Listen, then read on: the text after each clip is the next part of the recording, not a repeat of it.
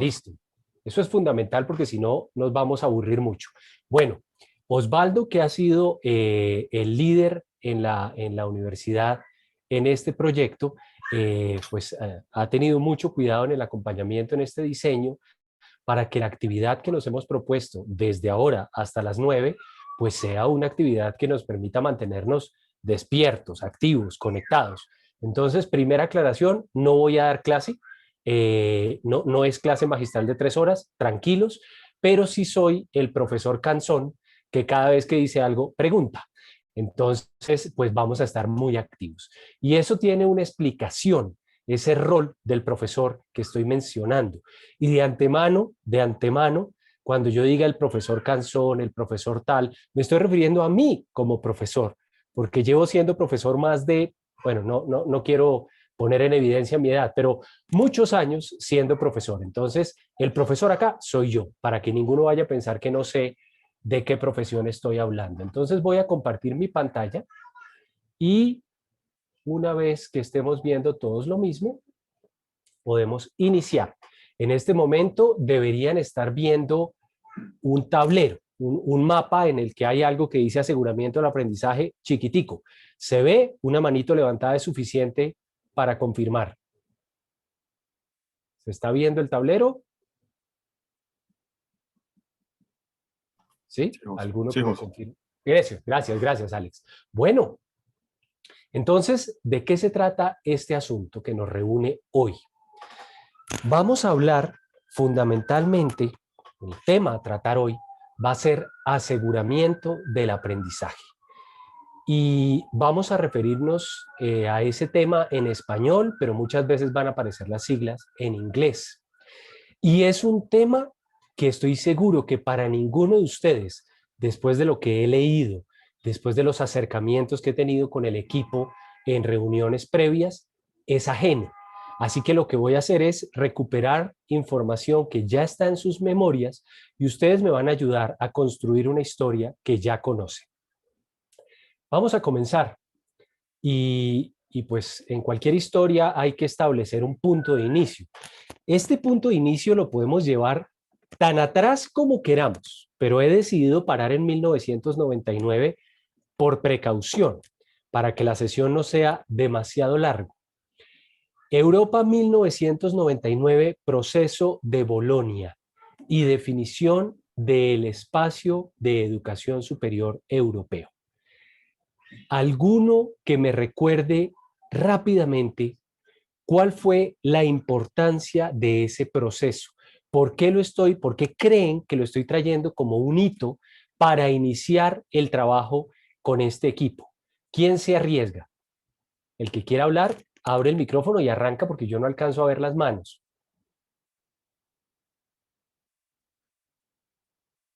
¿Ninguno arriesgado? Manitos tampoco hay por acá. Yo le estoy Profe Rosa, apoyando. va a tocar entonces voluntarios. El proceso. Bueno. La profe Jenny. Sí, bueno, el proceso de Bolonia, si no estoy mal y estoy más o menos acertada, porque más o menos lo recuerdo, tiene que ver con, digamos, un dictamen o unas, a nivel mundial se estableció más o menos como los criterios de la educación superior. Más o menos así, porque, digamos, cuando uno habla dentro de las normatividades para, digamos, desarrollar ciertos elementos profesionales o el montaje de los programas, siempre se habla, bueno, del Tratado de Bolonia, ¿no? De la Declaración de Bolonia, sí señora. Muchas gracias, profe Jenny. El ¿Algún profe otro Darío profe que también quiera? quería intervenir. Profe Darío. Genial. Básicamente, pues, iba a decir como un poco de lo mismo, que es lo que uno alcanza a recordar, o pues de repente que lo ha escuchado hablar, porque sería un mentiroso si les dijera pues que no tengo presente, ¿no? Pero sí era como las bases, como la estandarización del proceso de la de la educación superior, de repente, quizás no sé si esté acertado o no, como el que aprender, como la estandarización de ese proceso, las reglamentaciones y demás situaciones. Básicamente Muchísimas gracias. Profe Darío, ¿cierto? El profe Ale sí, señor, sigue. sí, señor. Listo. Y una última 12. participación. Me encanta que arranquemos así. Profe Alex. Hola, muy buenas noches. Además de lo que han comentado mis Alejandro. compañeros, también entiendo que allí se dictaminó lo concerniente a que todos los pénsul y todos los programas estuviesen adaptados a lo que se necesita como que a nivel social en el mercado. Y creo que también se empezó a hablar de créditos a partir de ahí. Espectacular. Entonces voy a ir dejando las anotaciones de lo que ha salido, pero hay 3 palabras que me encantan. Estandarización, me encanta. Alguien por allá habló del aspecto como del sector real, como si fueran las competencias profesionales, digamos allí, y se habla de un marco normativo, aclarémoslo eso sí, porque conviene para la educación superior. Esto es importante hablarlo en esos términos para que no nos vayamos después a enredar o a ir con ideas que no son.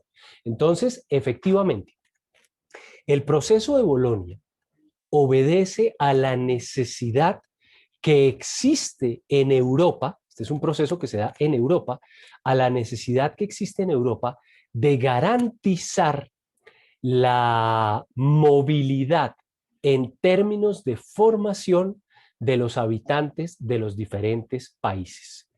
¿Esto qué quiere decir?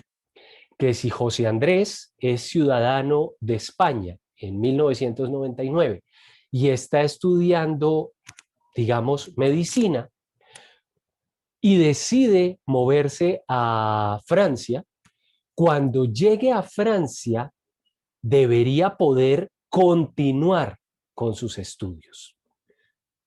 Pero para que esa movilidad se dé, se requiere que el plan de estudios que él está viendo en España y el plan de estudios que él está viendo o está a punto de ver en Francia coincidan. Primer punto esencial. Simplemente para que lo respondan al interior, no tienen que respondérmelo de viva voz. Ustedes deben haber vivido la dificultad que implica en Colombia, que un estudiante se trastee de una universidad a otra y quiera continuar con el programa que venía haciendo en la universidad de origen. Arranca todo un proceso de homologación que muchas veces tiene más malestares que satisfacción para el estudiante que lo está viviendo. Y ni hablar si hacemos el ejemplo médico en Colombia, la cosa se pone mucho más compleja. Pero Bolonia va un paso más allá con ese tema de la estandarización y vamos a volver sobre esa idea. Y es donde entra el tema de las competencias.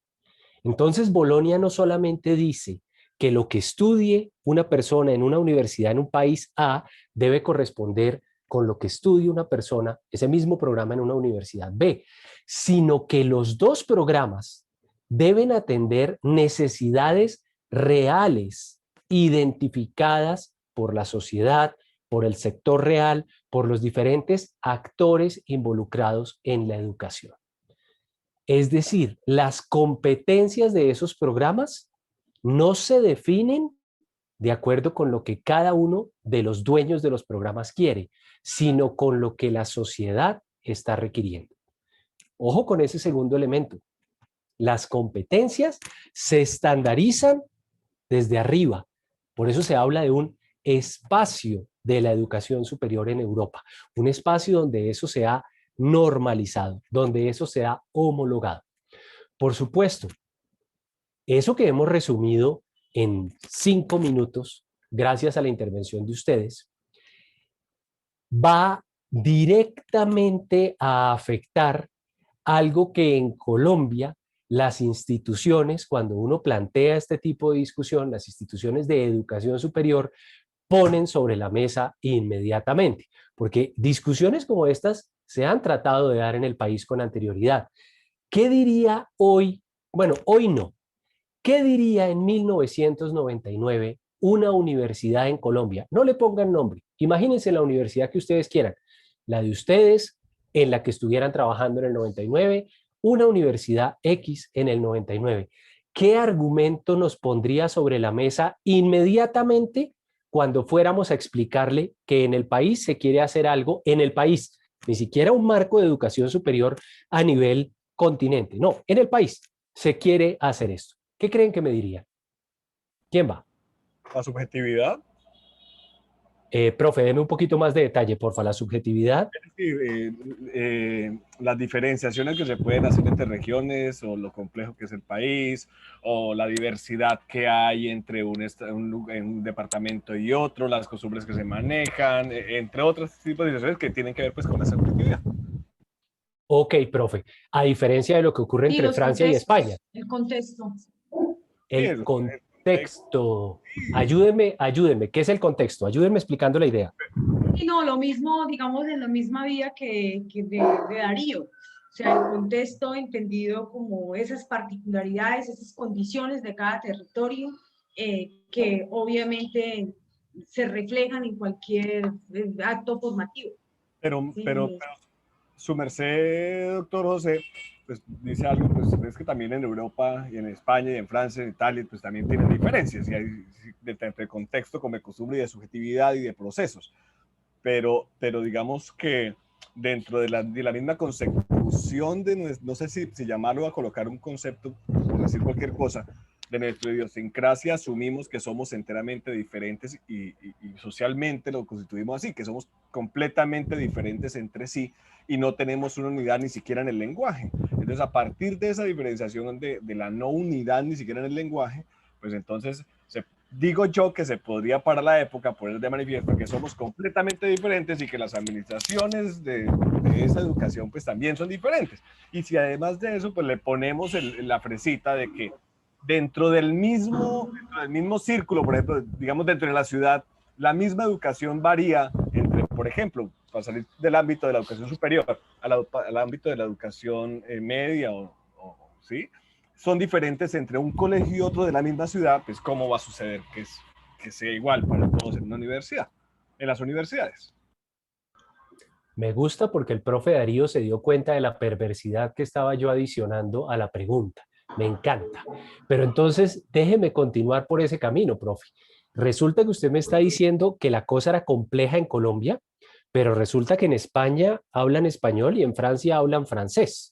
Entonces, acá, claro, usted me está diciendo, hombre, pero es que el español que hablamos en Santa Marta es diferente al español que hablan en Bogotá. Sí, está bien, hay algunas expresiones donde nos podemos llegar a enredar, pero al final de base hablamos español. Pero es que estos piscos ni siquiera compartían el idioma. Pero me encanta, profe Darío, y me encanta además porque no han usado el argumento que me hubieran dicho en ese momento. Este argumento que están usando es muy válido, seguramente hubiera salido sobre la mesa, pero hay una frase lapidaria, que acaba con cualquier discusión. En el 99 es un lugar común en las discusiones. A ver si alguno en estos 55 segundos que he puesto me dice cuál es la respuesta de una universidad cuando yo propongo esto. ¿Qué me va a decir? Se diría que es una influencia externa, ¿no? Una dominación e influencia externa en términos de la educación. Y las universidades tienen... Y que no correspondería a nuestras condiciones particulares, no muy sui generis. ¿Autonomía? Entonces sería... por ahí la oí. ¿Quién la dijo?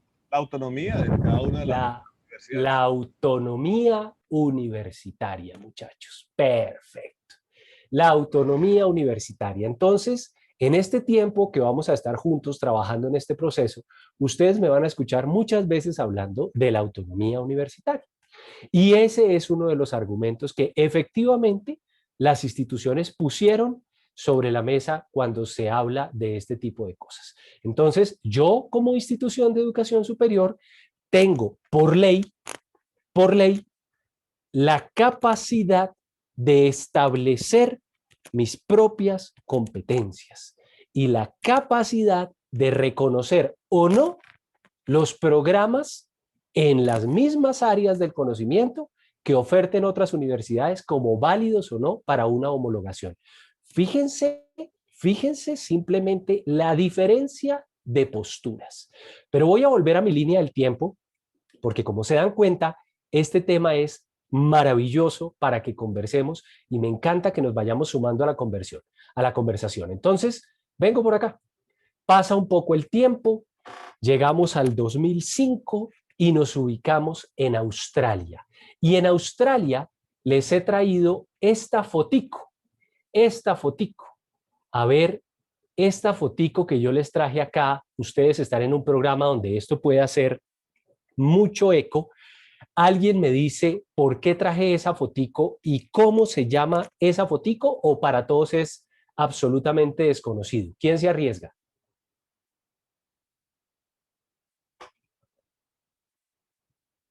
¿Desconocido para todos? ¿Qué es eso? Doctor, no tengo idea. Perdido, no importa, vale estar perdido, no, ni más faltaba. ¿Qué es eso de AACSB? ¿Qué es eso de AMBA? ¿Y qué es eso de EQUIS? Eso sí lo tienen que haber escuchado.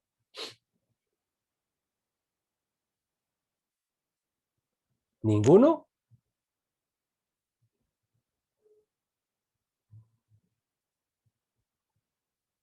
Bueno, entonces, esas 3 acreditaciones son las acreditaciones más importantes que puede obtener una escuela de negocios. Son las distinciones más importantes que puede obtener una escuela de negocios o una facultad de administración.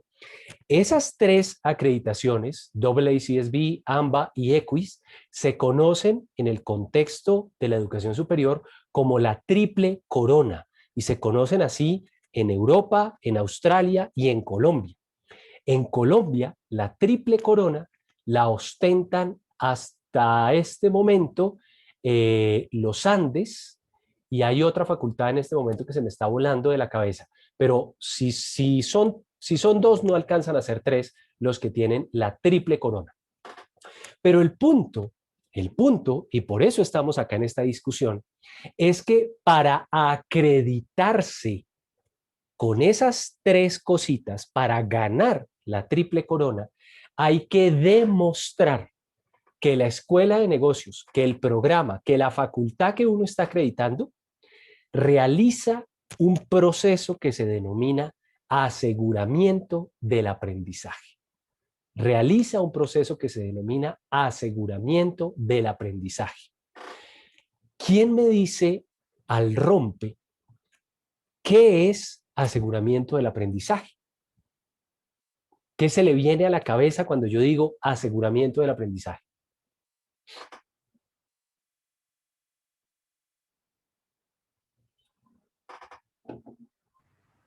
Podríamos pensar que es una norma de calidad que previamente se establece para poder acceder a las acreditaciones que ya se han mencionado. Me gusta una norma de calidad, un criterio de calidad, digamos. ¿Correcto? Sí, señor. Un criterio de calidad, pues para acreditarse. Sí, ¿no? Está bien, me gusta esa idea. ¿Quién se arriesga con otra? Profesora Ana Murillo. Sí, Adelante, pues profe. digamos que verificar que los aprendizajes hayan quedado en los estudiantes como habíamos planeado. Ah, eso me encanta. Profe Ana, fue que Sí. me dijiste, profe Ana, Sí, ¿cierto? sí, señor.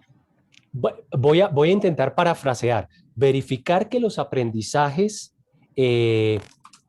que el programa Había establecido había establecido, me gusta, sí, perfecto, había se hayan, establecido. se hayan cumplido o se hayan, no sé, como que el estudiante sí lo hizo, sí lo logró.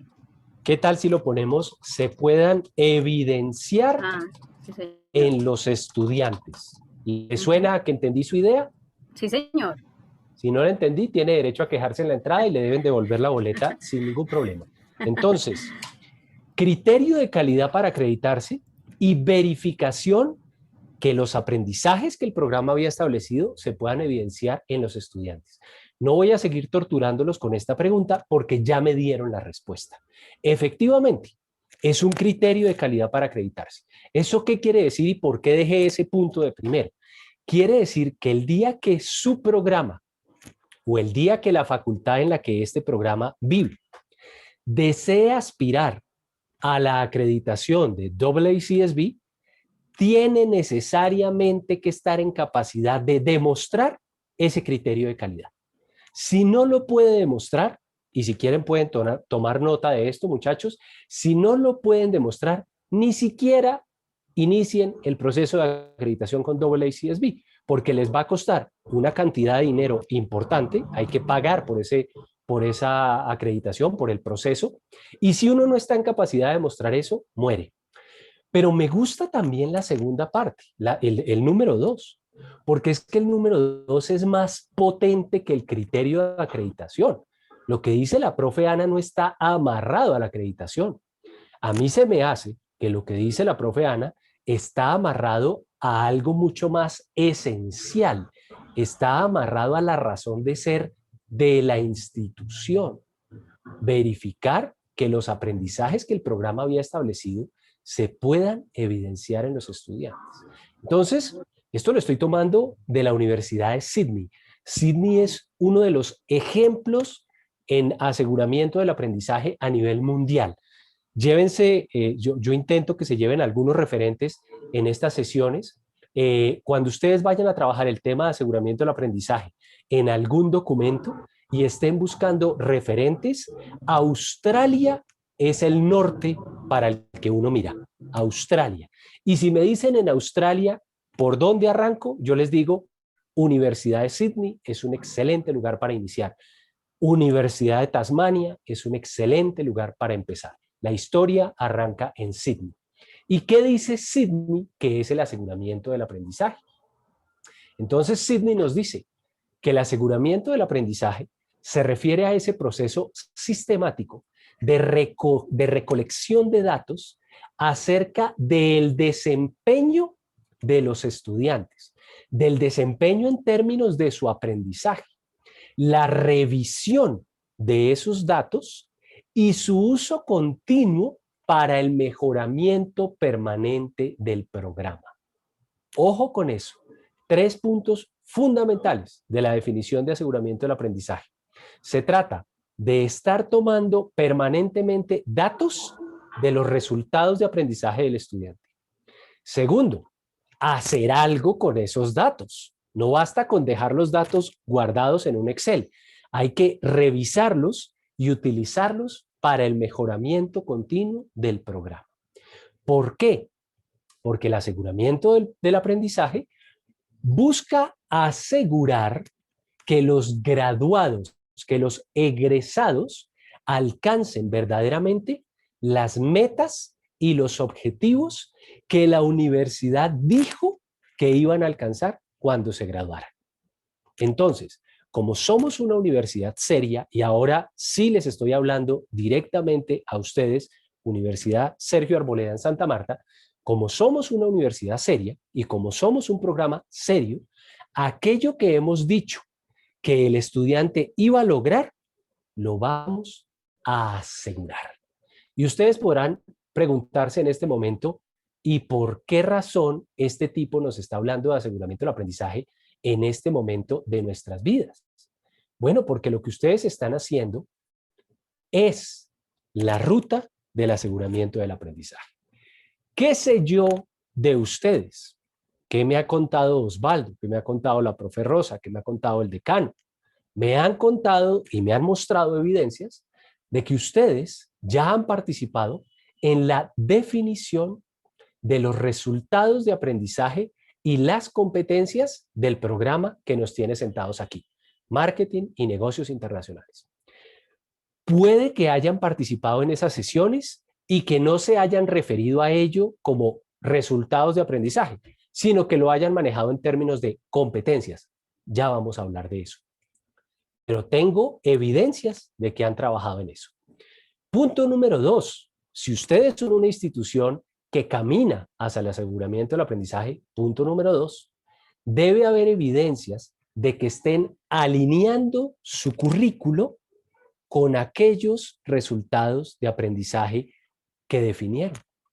Y yo tengo evidencias, y ustedes ahora las van a ver en una de las actividades que tengo propuestas. Yo tengo evidencias de que ustedes sí están trabajando en esa alineación y están empezando a señalar cómo se corresponde la ruta curricular planteada con los resultados prometidos al estudiante.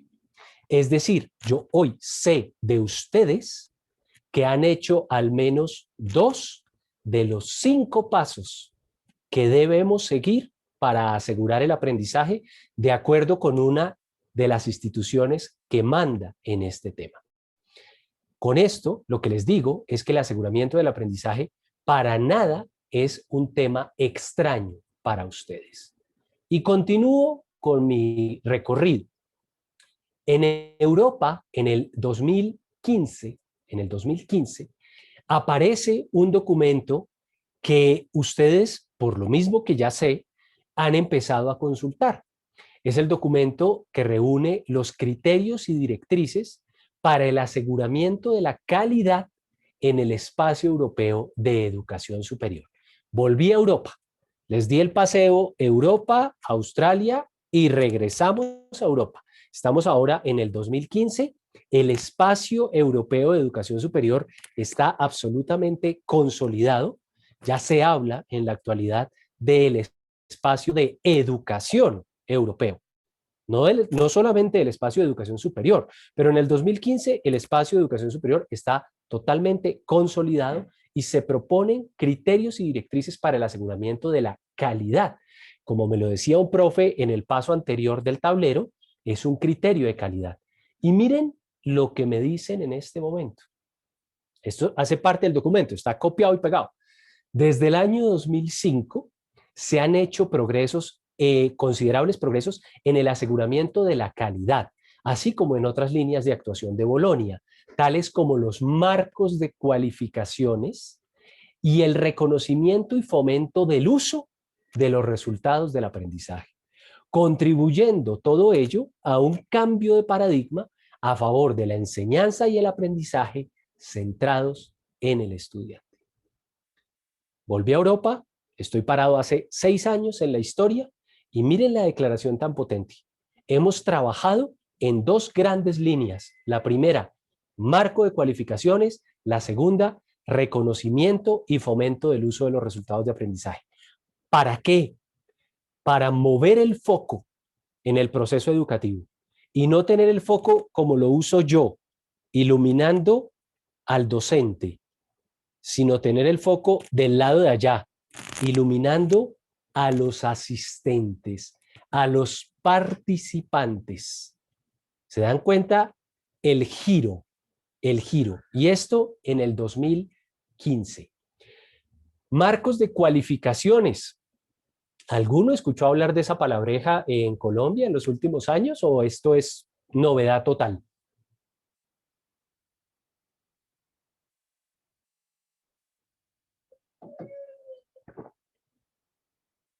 ¿Novedad total?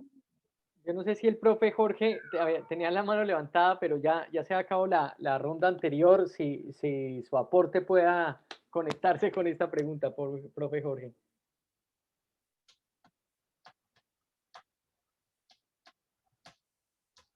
No. ¿No? Bueno, ¿alguien escuchó hablar de marcos de cualificaciones en los últimos años en el país? Pregunta, es pregunta en serio, no es pregunta con veneno, es pregunta en serio. Yo lo he escuchado hablar y creo que lo escuchamos hablar recién llegué a la universidad sobre el aprendizaje, sobre los procesos que se dan en el aprendizaje, los niveles del aprendizaje, la forma en la que se transcurre ese aprendizaje, pero no recuerdo muy bien ese proceso. O sea, la verdad lo escuché nombrar, pero no más allá de eso. Ok, más o menos ¿en qué época fue, profe? Estamos hablando de marcos de cualificaciones, ¿no? Sí. No, hace, ¿qué? 4 años, 3 años. Ah, perfecto. Es que por allá necesito que me ubique. Por eso le preguntaba. Por allá necesito que me ubique. Perfecto. Entonces estamos parados 2016, 2015, más o menos. ¿Alguien se acuerda quién era la ministra de Educación en ese momento? Este es el sector en el que trabajamos, muchachos. Este es nuestro día a día. ¿A alguno le suena cuál era la ministra de Educación? 2015, Gina, ¿no? No recuerdo. Ajá, la ministra Gina Parodi, sí señor. La ministra Gina Parodi hizo un esfuerzo importante por impulsar ese concepto de marco de cualificaciones. Y cuando digo que hizo un esfuerzo importante, fue porque en realidad, perdón que tengo acá una visita en el salón de clases. Ya, chao visita. Listo, ya estoy de vuelta con ustedes. Cuando les digo que hizo un esfuerzo importante, fue porque realmente se convocaron, pero grandes grupos de trabajo para pensar acerca de este tema. ¿Qué se planteaba en ese momento? Insisto, váyanse más o menos hacia el 2016. Se planteaba una cosa que es, a mí me parece, pero este sí es mi sentir, es muy potente para un país con tantas diferencias y dificultades como el país en el que estamos. El Marco Nacional de Cualificaciones proponía que si una persona había aprendido lo básico de un oficio, digamos en un nivel técnico, había alcanzado un nivel técnico en una profesión de manera empírica, pero digamos por esa manera empírica lo sabía hacer muy bien, el marco iba a servir para que esa persona pudiera continuar con su formación en el nivel tecnológico y profesional. Pero nadie le iba a poder exigir un diploma de lo técnico, porque lo técnico lo había adquirido de manera empírica por las mismas condiciones y el contexto en el que se encontraba. El marco también pretendía estandarizar las competencias para los programas. Y entonces el marco planteaba discusiones tan fuertes como decirle a todas las facultades de ingeniería del país, el ingeniero de sistemas de la Universidad A debe tener las mismas competencias que el ingeniero de sistemas de la Universidad B. Señores, ¿alguien volvió a escuchar hablar del Marco Nacional de Cualificaciones?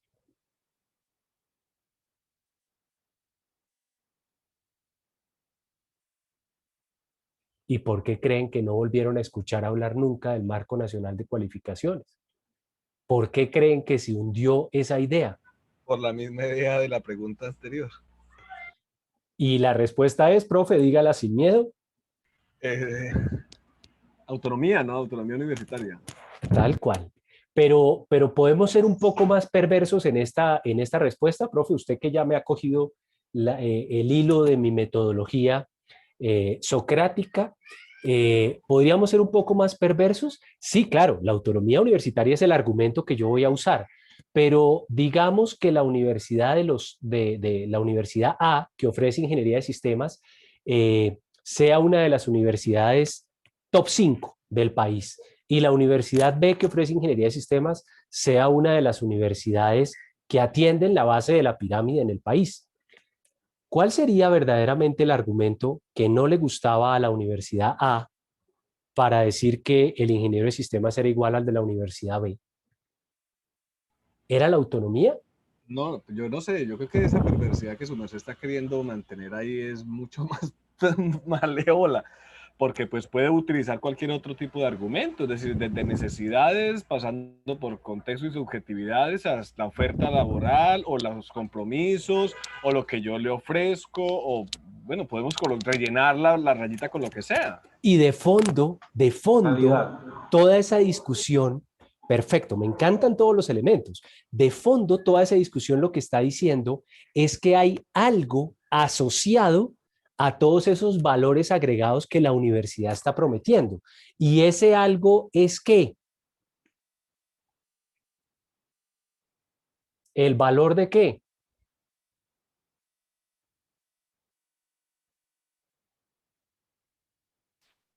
No lo sé, hasta ahí voy. El valor de la matrícula, muchachos. Cuando, Claro, del semestre. claro, el Es valor que del yo, semestre, ya lo vieron. literalmente, es que hubo un momento también, un antecedente que me acuerdo cuando nosotros teníamos que reformar programas técnico-laborales, teníamos que tener de referente las mesas sectoriales determinadas por el SENA. Y eso también llegaba un momento en que a nosotros como programa de técnico laboral, bueno, ¿en qué nos vamos a diferenciar de uno del otro y cuál va a ser nuestro plus? ¿Ya? Independientemente de los mecanismos y las estrategias de garantía para evitar la deserción. Ya, entonces, si el pelado se me va y se me va para otra institución donde va a haber lo mismo porque me lo está exigiendo la mesa sectorial, llega el personaje en un momento, estoy pagando la misma vaina y perdónenme la expresión, ya en esta institución que en la otra me voy para la más barata o para la que tiene más nombres porque voy a terminar pagando el mismo semestre. Entonces ahí es donde el verdadero meollo de este cuento y el sarcasmo ya. O sea, yo soy marca, optado por ser marca para que una norma o un decreto o algo me diga que ahora tengo que igualarme al resto y por ende verse en el costo de un semestre y en el sueldo de nosotros y un montón de cosas más. ¿Ya? Profe, no alcancé a ver el nombre del profe que me está hablando. Profe Jorge, el profe Jorge. Profe Jorge. Profesor Jorge Mendoza. La profe Alexandra, aquí dan dos aportes adicionales, José Andrés. La profe Alexandra y el profesor Lino. Adelante, profe Alex. Adelante. Gracias, profesor Osvaldo. Yo después bajé la mano porque era muy parecida a mi opinión a la del profesor Jorge Mendoza. Pienso totalmente igual que él. Gracias, profe Alexandra. Profesor Lino. Bueno, de antemano, muchas gracias y feliz por participar de este taller, este foro. He aprendido muchas cosas hasta el momento y de pronto me han justificado muchas de las cosas que he experimentado dentro de mi carrera docente en universidades tanto públicas como privadas. A lo que se refiere, no sé si de pronto me vaya a adelantar a esto, pero lo que estaba hablando el profe con respecto al tema de ese proyecto que se cayó porque precisamente las universidades que iban a acceder a ese, digámoslo así, que iban a tener ese mismo, por la diferencia del valor económico, iban a acceder a la misma ranking, digámoslo así, en ese sentido. Eso, yo creo que eso iba a obligar, yo creo que eso se cayó y eso por ahí se oyó decir que fue por eso. Es porque al final estas universidades públicas, de pronto que estaban en menor ranking, ¿verdad? Que esas universidades privadas y que el costo de la matrícula era mucho mayor. Eso iba a obligar a que el gobierno le diera valor a esas universidades públicas y lógicamente demandaría del gobierno un aporte económico mucho mayor que de pronto iba a decir el gobierno, bueno, ya ahí sí ya no voy a poder subsanar o apoyar esa situación y de pronto hasta por ahí fue que a veces se cayó de pronto parte de ese proyecto que tenían y que le dieron y que, ¿cómo se llama? Que de pronto la doctora Gina Parodi quería buscar con eso. Entonces no sé si eso por ahí al final va dirigido a esa parte, doctor. Profe, me gusta más, profe. Entonces, pues nada, le pegaron a la pepa de la nuez por todos lados. Entonces, evidentemente, cuando se plantea esta discusión en ese momento, pasa lo que acaban de describir con absoluto detalle en el tema de las mesas sectoriales. Y lo que se preguntaron las instituciones que trabajaban en la formación técnica, también se lo estaban preguntando las instituciones que trabajaban en formación profesional. Y de fondo, la discusión dejó de ser una discusión relacionada con los aprendizajes, es decir, con la razón de ser de las instituciones educativas y se convirtió en una discusión alrededor de la sostenibilidad de las instituciones educativas. Ahí está el meollo del asunto. Por eso de esa discusión y de la ministra Parodi se volvió a escuchar lo mismo, absolutamente nada desde hace por lo menos 3 años. Sin embargo, en Colombia, en el 2018, pusieron en un decreto que tuvo toda la resistencia que ustedes se puedan imaginar, pusieron como quien no quiere la cosa la expresión resultados de aprendizaje. Digamos que lo dejaron caer, resultados de aprendizaje. Eso en el 2018 fue tan criticado que tuvieron que recoger el tema, llevarlo a unas mesas de discusión con todas las universidades, pero después de la discusión, en el 2019, se convirtió en algo que ustedes deben tener perfectamente mapeado. Yo voy a referirme a 3 párrafos de ese documento que para estas alturas ustedes ya deben saber la respuesta a la pregunta. Estoy hablando del decreto 1330. Primer punto de las cosas interesantes que encuentra uno en ese decreto. Pues viene el considerando, y entonces dentro del considerando dice que teniendo en cuenta que el sistema de aseguramiento de la calidad de la educación superior actualmente se centra en la evaluación de capacidades y procesos de las instituciones y de los programas, se hace necesario fortalecerlo e integrar los resultados académicos que incorporan los resultados de aprendizaje de los estudiantes.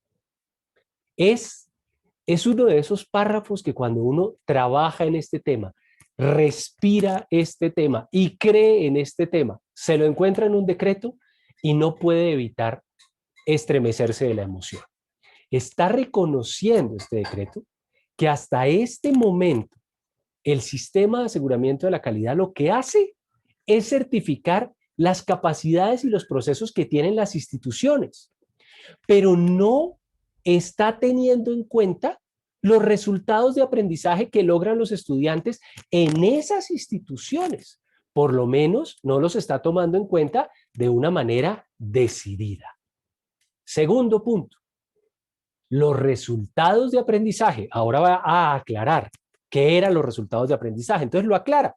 Los resultados de aprendizaje son concebidos como las declaraciones expresas de lo que se espera que un estudiante conozca y demuestre en el momento de completar su programa académico.